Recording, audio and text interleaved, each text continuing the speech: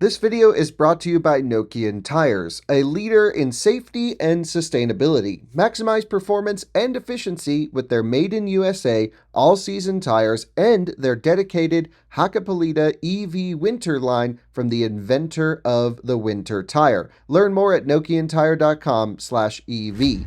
This video is also brought to you by Magna, Forward for All.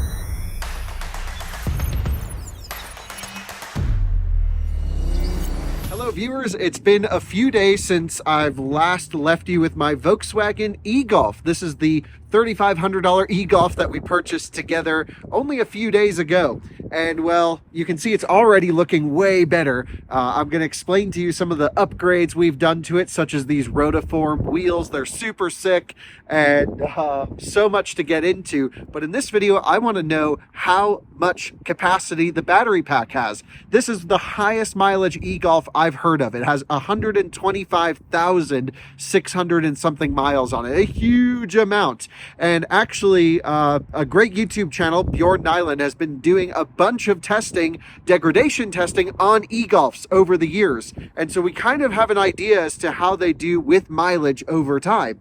Well, this is the highest mileage one I've seen run. I'm going to use the same testing procedures that we use to test degradation. It's the same one Bjorn uses, and we'll have a good idea as to how much capacity my e-Golf has and what percentage of battery it's lost after 125,000 miles on a little tiny battery.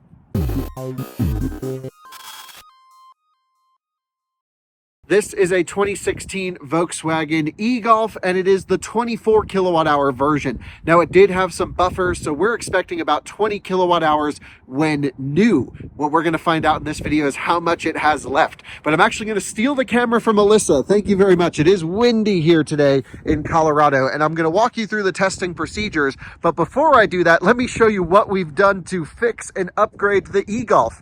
I brought the e-Golf by Colton's shop just to show him my new purchase, and he actually had a set of these super sick rotiform wheels just sitting in his shop, and he's like, well, if they fit on the e-Golf, you can have them. And look how cool they look. Super awesome. Rotiforms and Golfs always go very well together, so this is looking really nice. Some other things that we've done to it actually is we have fixed so many problems magically. You can see, first of all, the windshield is completely replaced. I brought it to Safe Light yesterday, and for just about $400, they put a brand new piece of glass on this thing. Now, the glass that they put on, I put in the VIN number for the car and everything. It was a heated windshield. It's not a heated windshield, but it would have been a lot more money, and I probably wouldn't have done it anyway because I don't really plan to drive this car that much needing a heated windshield. It would have been cool, but of course, this is a car that we're doing on the cheap. The other thing I did to it was just a very basic alignment. If you remember when we picked it up, we were going down the road like this, and the whole car drove like crap. And honestly, each wheel had a different tire from a different brand on it. And it was, you could tell, really run on a budget, this car. But what we did, of course, is now we have it on the new wheels and tires. And yeah, now the alignment is in check. The thing is, the suspension is still completely shot. So Alyssa, let's hop in the car. It's cold out here. The suspension is completely shot. I have ordered an entirely new suspension system for the Golf.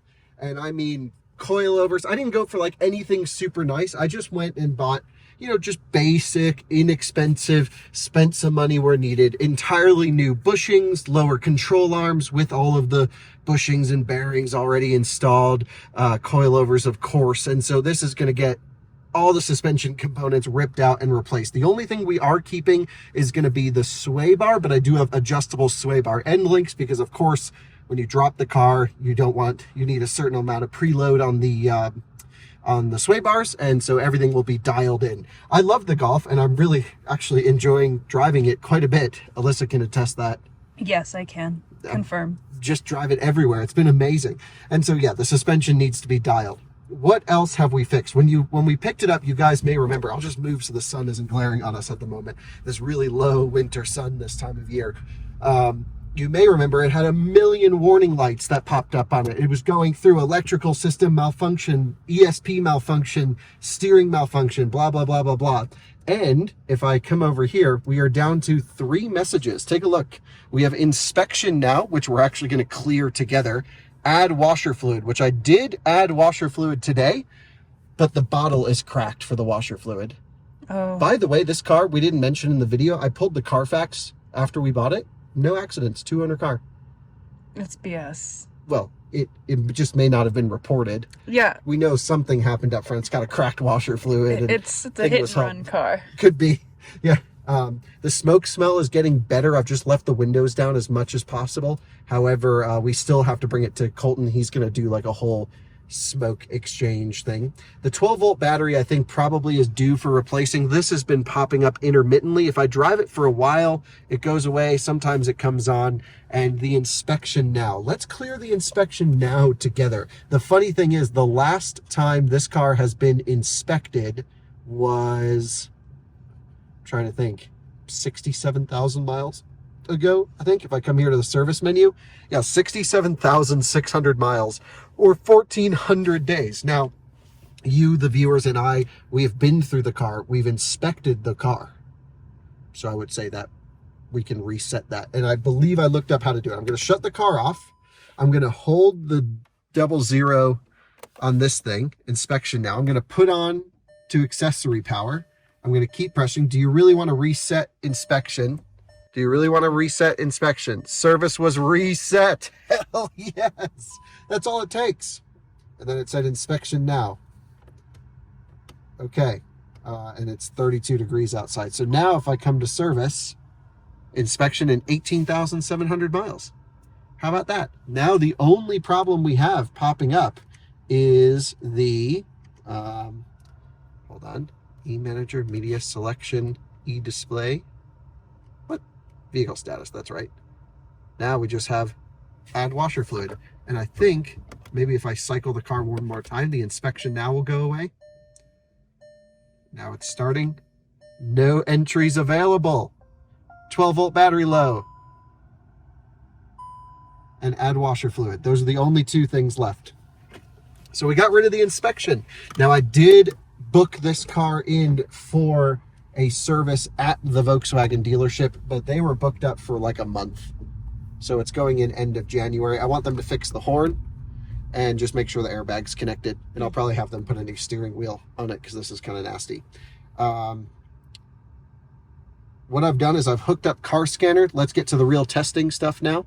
The rotiforms are going to eat a little bit of range, but the alignment change actually means I got more range because the wheels and the alignment happened at the same time. So I got more range. So this is like a 50-mile range car now if I drive it gently. On the highway, less. We're at 58% state of charge at the moment. I'm not actually sure what the difference is between these two. I think this is the full pack and this is the user accessible pack.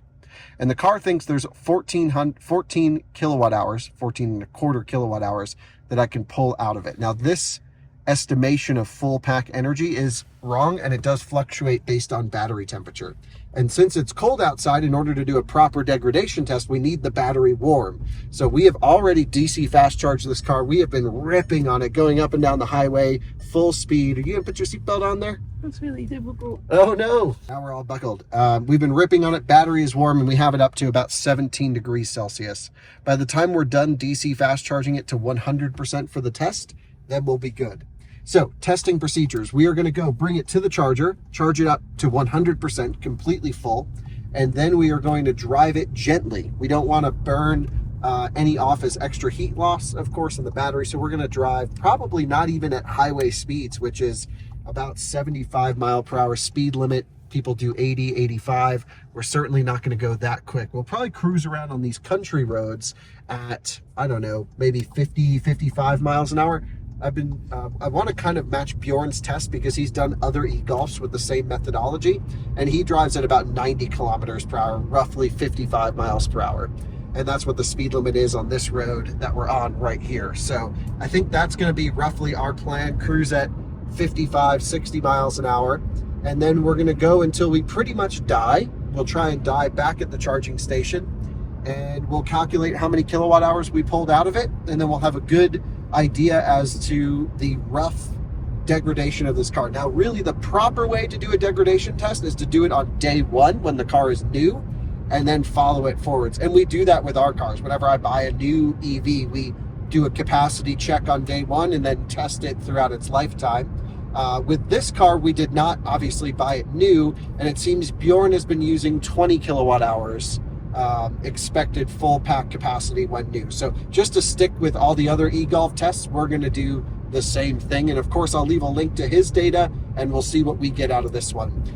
What is your expectation of capacity on this one? Do you think it's lost 20% or more? My guess is 22%. Okay, I'm going to guess 32%. Oh, okay. I think this is really lost. You can tell the suspension's still shot. We are bouncing all over the place. But you can see the wheel is straight now. Oh, and I didn't even mention all the ESP warning stuff went away literally last night. And that means I have regen back. So I can put it in B mode and regen the Golf. It just happened after they replaced the windshield. I don't know what they did to it, but it fixed it. And I tried to go, full lock left, full lock right to reset it, because I thought it was just a wheel speed sensor that was causing all the problems. And it sounds like it was. And whatever, I must have hit a bump, or maybe they pulled the 12-volt battery, or something happened where it's working much, much better now. So I'm very pleased with that. I'm just driving my Golf. I got a new windshield installed, and the ESP warning lights went away. It popped up with a low tire pressure, and it regens now. So all of the electrical faults, everything, I don't know why it's working now, but something in the system. Look, I got traction control flashing normally, and I've got recuperation. Wow, my Golf is fixing itself the more I drive it. What a machine. We're just pulling into the famous Come and Go station now. This is where we do most of our range efficiency testing, all of that stuff out of this location. And we're going to be using it again to charge the e-Golf up to 100% and then driving it gently down to 0. And we'll see how much energy we've lost. But I have to tell the viewers, I am just thrilled, truly thrilled with my e-Golf. I love it. And I can't believe how it just keeps going and fixing itself the more I drive it. I say that as the backup camera just stopped working. It works, I would say, 90% of the time. And then every once in a while, the backup camera doesn't come on. But that's okay. So let's juice it up to 100, and we'll go drive this thing down to 0. We are juicing up. We're at 97% according to the charger, but that indicates 92% here. And according to the car, it says we have another 10 minutes left if you zoom in right there on that screen. So 10 minutes left, almost at 100. I'll wait until it kicks off, even though this one says, yeah, complete. It's still adding energy to the battery pack, 18 amps here. So it's just kind of pulsing in. But that's fine. We'll let it go until it shuts off. I have the climate control on if it's trying to sort of top balance. I do think that there is a slight cell imbalance, or maybe a weak cell, where sometimes it'll full charge and then it'll come down and display like 95%. And it could just be, a battery pack aging really poorly. But yeah, we're going to go until it kicks off charging, drive until we get down to single-digit percents, and see how many kilowatt hours we pull out of it. And we have just completed at 100%. So let's shut everything off. Let's go to setup. And then we will have to go to the menu to reset our trip computer, which is going to be an instrument cluster, reset since start driving. So now I think when I come here to, goodness gracious, I still don't really know how to use this system. Selection, oh yeah, driving data, since start, reset. The car's indicating 39 miles of range, but we were ripping it hard on the highway. So let's not delay, let's unplug, let's hit the road, and let's not waste any time sitting here at the charger. Okay, we are in, and we're gonna go on. We're gonna put the vehicle into not Eco Plus, but Eco mode here. We're gonna run automatic climate control at 70. We'll put it on the lowest fan, and off we go then. Reset since start. We're at 100%. The gauge is indicating 100%. So now let's see how far we can go. I've already checked. The speedometer is pretty accurate, which means our distance driving should be pretty accurate. And yeah, let's go drive this thing gently and see how many kilowatt hours we can pull out of it, driving it down as close to zero as possible. We'll probably end up with anywhere between 2 and 5% state of charge, and then we'll just kind of extrapolate the difference. We'll be close enough. And the e-Golf acceleration, first of all, because this is kind of an old battery, sometimes when you go really low, they might just shut off. So we're going to go as low as we can before we completely die, which could make an interesting video, us pushing this to the charger. And but we're going to get, you know, as close to bottom voltage as possible, and then we can just extrapolate the difference. And I'm going to use, like I showed you here, we were getting a bunch of different state of charge readings from the car, from the OBD app. Whatever the car seems to communicate to the charger, like when the charger readout says you've plugged in at 5% or 10%, that seems to be the most accurate. Weirdly, we can't pull that one up from the OBD reading here. So we will, whatever final state of charge we have will come from the charger, but the vehicle communicates to the charger. And again, that's the way Bjorn's been doing it, so at least it's consistent among the other e-Golf tests. And then at the end of the video, of course, I'll give you the results, and I will give you, you know, sort of this car versus the other ones. I think he did one with 100,000 miles on it, 160,000 kilometers. So this is 25% more miles. The thing is, I don't know how this car was used. I imagine heavy DC fast charging, but it's really hard to know if it was AC charged every day and they just commuted to work and had a long commute and charged on both ends. But no question that this one does have the DC port, and I think it's used something like, at least in the total discharge number, something like 45 megawatt hours have come through this little 20 kilowatt hour when new battery pack. So it's been cycled, and I can't believe it's still working. I mean, this battery pack with 125,000 miles on it is the equivalent to like 300,000 or 400,000 miles, maybe even more, closer to 500,000 miles on like our Model 3, which has a battery 3 times as big. So just think about that as to how much energy and how much cycling this battery has been through. It's pretty crazy. Take a look ahead, good conditions. We're cruising at about 85, 90 kilometers per hour, which is, you know, 55-ish miles an hour. And we'll just kind of cruise here and drive it down gently. So here we are going steady 55 miles an hour on this back road here, just going through some country flatlands, which is perfect for this, what kind of test is this again? Degradation? Degradation. Degradation? Nope, not that one. Degradation? Not that one. Degradation? Nope. Yeah. Okay. That test. And, it's a capacity test. Capacity, I can say that. And yep, so we're just gonna loop until we get to the frontage road on the opposite side of I-25, and then continue that all the way down to whenever it stops, I guess. Yeah, I guess for viewers who want to know why we're going slower rather than faster, the main reason is the slower that we go, the less discharge losses that we have from the battery. So of course, you know, if you rip a car really hard, the battery heats up. Well, that's unusable energy, and we want a pretty accurate result here. So yeah, looks like we're gonna pop over here. Just take this right, Alyssa? Yep. And go over the highway over there. So let's continue through as quickly as we can without stopping and not getting crashed into. Let's pop over the highway and we'll continue it on the frontage roads on the other side.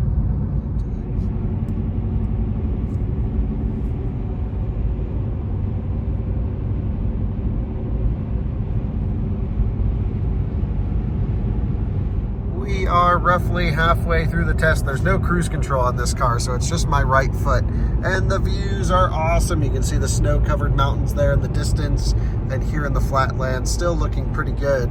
Our efficiency is not looking good. Now, we are a little bit higher elevation than when we started, but still, I'm thinking, you know, the alignment is just a very basic alignment. When we get the suspension on, I think that'll help a bunch of just not scrubbing tires. And of course, like, it's cold outside, yes, but the battery's warm, and we are really running minimal climate control right now. So I'm thinking it has more to do with elevation than anything else, but we'll know our efficiency at the end. It's not like this is a real efficiency loop test, but yeah, not great for sure. So ultimately, it doesn't matter too much for us to gauge the capacity. We just want to be as gentle as possible to pull the energy out of the battery pack gently, of course. So we'll just coast down this hill. We won't even regen back in. And then it looks like we have to make another turn, head down that way here in just a moment. All right, we have dipped down below 35%. We're at 33.33%. And we're just traveling down these roads like we have been and trying to find the perfect loop. I think we might be cutting it pretty close with the loop that I calculated, but we'll just play it by ear as we get there. Yeah, we have 1 mile of less indicated range than needed to make it back on the guessometer, but I think it's okay because our efficiency is increasing as we head down to Wellington. Battery temperature is holding steady at about 20 degrees Celsius, which is great, and you can see the BMS is calculating even more energy now that we've been cycling it and driving it available. So it just keeps going up. It's like magically making energy, which is great. So perfect views, good sunset drive here, and we're just going to keep being gentle on it as we make our way on a loop back up to Wellington. Cruising along, we are just planning the end. We're down to about 25%, and the car's estimating 10 miles of range just over here. And we have about 10 miles on the route Alyssa picked out to get back to the charger. So we are going to be, we might not make it back, but I've shut off climate control. We're going to go down to 50 instead of 55. Ultimately, we just want to pull all the energy out of the battery. We don't need to maintain a constant speed. We just don't want to be yo-yoing it all over the place. So we'll drop the speeds a bit. We'll cruise it in, and then we can extrapolate the difference once we arrive. But it's been nice cruising around all these back roads. I love it out here. This is great. The e-Golf has just kicked on the limited performance mode, so we sort of have not quite turtle mode, but you can see our power meter is down on this side over here. So we are losing available power, and I know it gets pretty slow at the bottom. I haven't had it at the bottom yet. We are actually on a dirt road right now, but just momentarily. Pavement starts again right up here. And yeah, I've slowed down just to make it back to the charger, but that'll be totally fine. Let's head on over here in a few minutes and see what the results are. We have an indicated 4 miles of range and 3.5 miles to make it back to the charger. We're like in the middle of 2 oncoming traffic situations. This is pretty sketchy.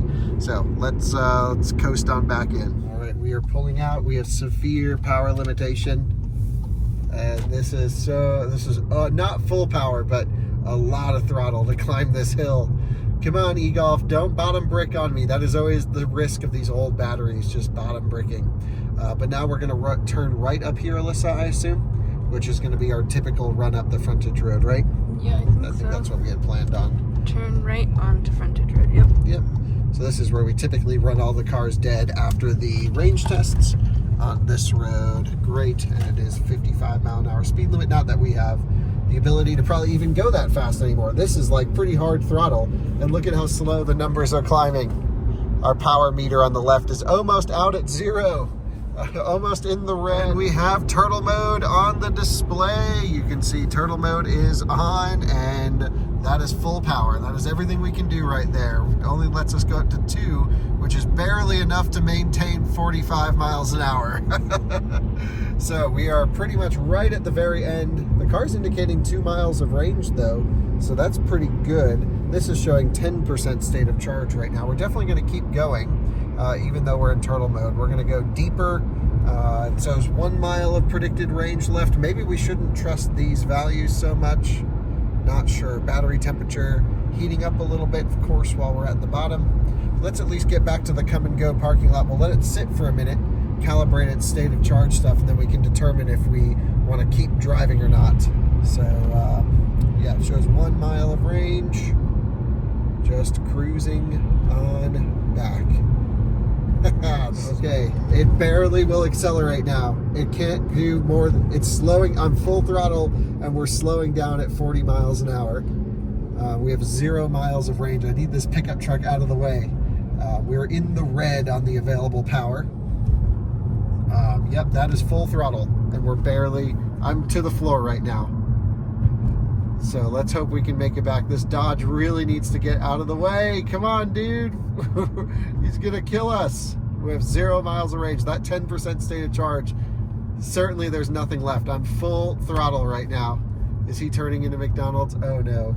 You better hurry up, make that turn. Make that turn. I'm floored now. Turn signal on. This is wide open throttle, Alyssa. Everything it's got, 23 miles an hour. Snail speed. Coasting in. That was the perfect loop right there. I would say, yeah, now it's losing speed. 19 at full throttle.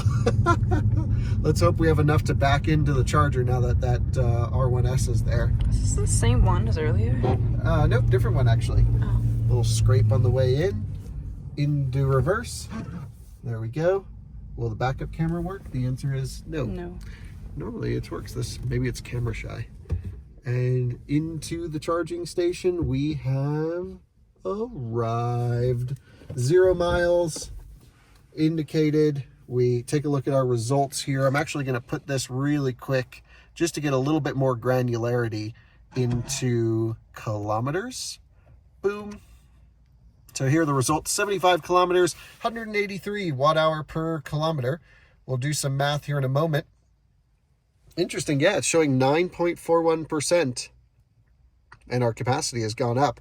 But I'm telling you, it's dead and it barely would accelerate. So the car is dead. Let's see what kind of state of charge it communicates to the Charger, because that's what we're going to use to end the test with. So let's shut it off. And here we go. Time to plug in the Golf after the capacity test. So it's dead. I'm really curious to see what the Charger will communicate for state of charge. Let's go. Get in. Nice. And now the moment of truth.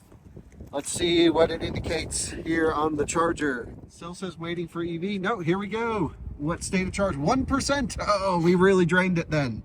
So we'll do everything times 0.99. And now we'll do a full, I guess, 0 to 100% charging curve. We'll log the whole thing. That was as dead as it could be. I mean, it was barely moving. And it's 38 kilowatts right off the bat. It should hold it till 70% if the temperatures hold. Let's run in and do some math.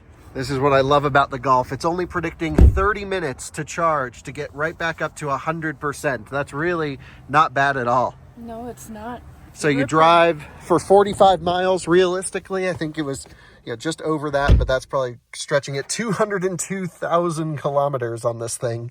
And it still works great. I got to tell you, that's awesome. So we'll go on. We'll turn headlights off. Let's go to normal mode. Here, drive mode normal, charging up just fine, and let's run some math. All right, Alyssa, it's time to do the math on everything. So if you could pull up your calculator, that would be great. All right, so let's zero that out. I'm doing this all in kilometers just because it's a bit more granular than miles. So we're going to do 75 kilometers multiplied times 183 watt-hour per kilometer equals... and we had 1% remaining, so you're going to divide it by 0.99, which is going to be pretty close. And so there's the final result. Almost 14 kilowatt hours usable under load, so 13.863 kilowatt hours left in this. That's a little bit less than I was even expecting.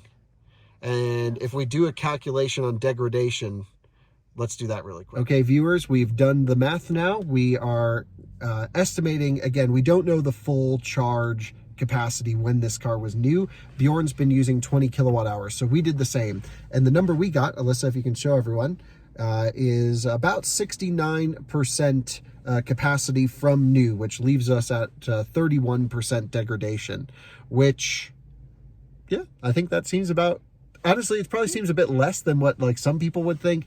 I really don't know how the car was used. Maybe we would get a couple 100 watt hours more if it was warm outside, but the battery was warm the entire time. So we were able to discharge everything.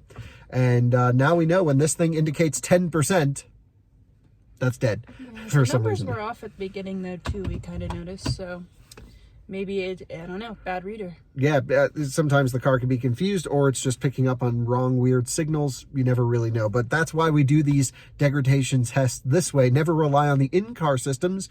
Go from when it cuts off on full to where the car dies and see how much energy you can pull out of it. And, well, that's exactly what we did here.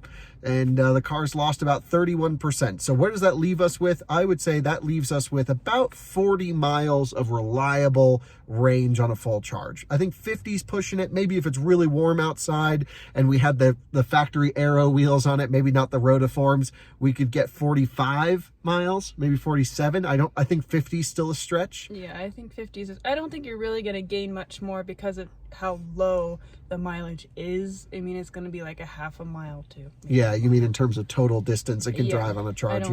I don't think making any different aero changes is really going to do much with this thing. It's just, it's so little capacity as is, so you know. Yeah, I mean, you get what you get. And for me, the 45 miles is totally reasonable for how I'll use the car here in northern Colorado. Charge it at the office, charge it at home, charge it when I go visit at Colton's shop. It just will stay plugged in wherever I'll go. And honestly, I've been doing that for the last few days of driving this car, and I haven't even needed to DC charge it. So it's been wonderful. It's really been great. I think the license plate should be ABC. ABC. I like it. Always be charging. So yeah, great. Thanks to Bjorn, of course, for testing all of those older Golfs. So we have a good baseline to know where ours has been included. And it was really good to actually use the entire charge on this battery pack. We now know how it performs at very low state of charge. And I'm glad we made it back to the charger. All worked out pretty well. Thanks for watching another Out of Spec Reviews video. See you in another one again soon. Bye-bye. We are now at 86% state of charge, filling up. I figured you guys would be curious to see this. It's only been 20 minutes from dead to 86% or so. And we tapered off full speed at around 75%. I didn't quite look, but somewhere around there. So that means like if you just need an extra 30 miles or so, you get it in, I don't know, 15 minutes. It's not certainly like 250 kilowatts at a Tesla supercharger or, 270 that a Taycan will do or anything like that. But it's charges so much faster than my Leaf, which has actually my Leaf has a little bit more highway range. I think the Leaf did 51 miles at 70 miles an hour, right, Alyssa? Did you just go from comparing this car to a Taycan to the Leaf? I'm sorry. I'm just trying to put it in context of all my favorite cars. But no, the Leaf definitely goes farther than this one, but charges slower. Meanwhile, so for me on a around town basis, this is the car I'd rather have, because either way I'm going to have to charge both. And the Leaf only has a 3.6 kilowatt onboard charger. And on CHAdeMO, which is increasingly the CHAdeMO stations are becoming unreliable, the peak charging speeds are, can't remember exactly, I don't think I've ever seen more than 40, and it just dies up top. Meanwhile, this thing may have a little bit less capacity, a little bit less range, but dang, it just still rips. I mean, we're still doing 17 kilowatts at 88%, which the Leaf would be doing like 3 kilowatts right here. So this is a much more usable car, and it has way more miles, actually twice the miles almost of what we have on the Leaf, something like that. So I gotta say, Volkswagen built themselves a pretty hardy vehicle here. And now you can see the Gesso-meter after retraining it. We're not even full. We're at 90%, showing 49 miles. I don't know what it bases all of that off of, but yeah. So we'll see how much energy that dumps in the car at the end. This last 10% should be interesting, because we got just under 14 kilowatt hours out of it. And of course there's losses while charging, but I've been running climate control off. We're freezing in here because I want to see, with the least amount of losses, how much energy we add back 0 to 100%. And there we are, back to 100%. I'm just looking here at the cell voltage differences here, and they're pretty close, but you can see maybe 4 point, I would say there's really no major issue here. They're still pretty balanced. Maybe there isn't a weak cell anywhere that's like hitting top balance first. Anyway, it took 37 minutes to go from 0 or 1% to 100. But again, we got up to about 97% in 30 minutes flat. The rest was at just sort of top charging. We put in about 1 kilowatt hour more than we're able to put out of it. So just charging losses of about 1 kilowatt hour. And, I have to say that 30-minute charge time, roughly dead to full, nears makes no difference. 32 minutes, something like that, to 97%. That makes this a pretty usable car. 7 kilowatt onboard charger. 30-minute dead to full charging time, plus or minus if you don't let it top balance. And the Golf did well. Alyssa, your final thoughts on this thing? I would say I'm impressed, I guess, but it still doesn't go. Yeah, it's a great car. Well, what are your real thoughts?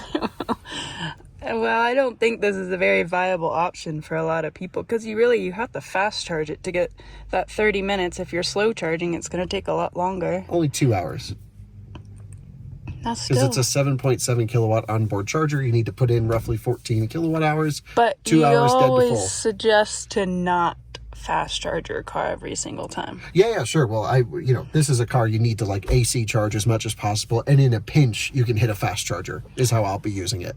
Right. So, yeah, you have to make sure you have 2 hours in between each stop. That's only if you're AC charging. Yeah. Yeah, so I love it. I think it's great. Charging at home every day.